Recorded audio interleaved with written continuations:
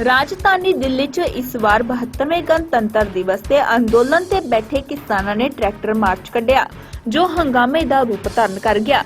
किसान tractor march दे तय root तो दिल्ली दे लाल किले तक पहुंच गए। इस घटना ते पहली बार दिल्ली दे मुख्य मंत्री अरविंद केजरीवाल दी प्रतिक्रिया सामने आई है।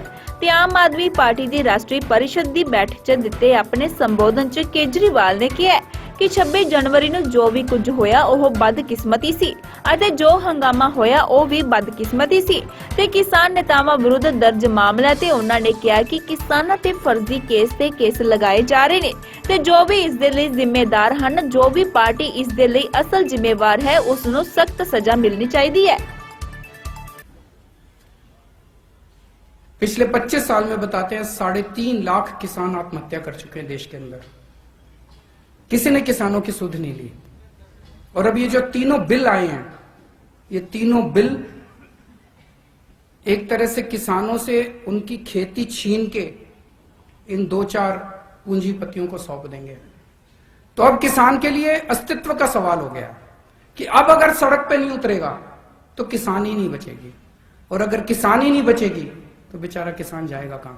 वो अपने परिवार को कैसे पालेगा? मैं कई बार सोचता हूं कि इतनी ठंड के अंदर किसान कैसे बैठे हैं।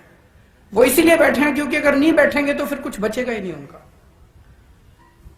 26 जनवरी को जो कुछ भी हुआ वो दुर्भाग्यपूर्ण था। जो हिंसा हुई वो दुर्भाग्यपूर्ण थी। जो भी उसके लिए जिम्मेदार हैं, और जो जिम्मेदार हैं वो जिस तरह से फर्जी केस पे केस लगा रहे हैं वो नहीं, जो भी उसके लिए असल में जिम्मेदार हैं, जो भी पार्टी उसके लिए असल में जिम्मेदार है, उसको सख्त से सख्त सजा मिलनी चाहिए।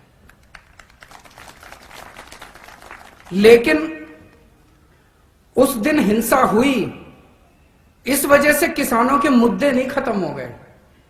मुद्दे आज भी बरकरार है। जिस मुद्दों की वजह से वो 60 दिन से बेचारे बैठे हैं, वो मुद्दे नहीं खत्म हो गए।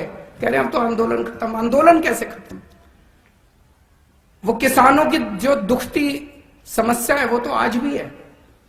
तो वो आंदोलन खत्म नहीं हो सकता, वो उनके मुद्दे खत्म नहीं हो सकते।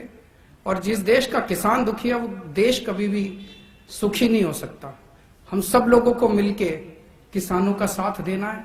अपने अपने इलाके में अहिंसा पूर्वक, शांति पूर्वक सबको साथ देना है। और जब भी किसानों का साथ देने जाओ, अपना झंडा, डंडा, टोपी घर छोड़ के जाना। वहां हमें पूरे गैर राजनीतिक तरीके से एक आम आदमी बन के जाना है। इस देश का एक आम नागरिक बन के जाना है। वहां पे कोई राजनीति नहीं करनी उसके साथ।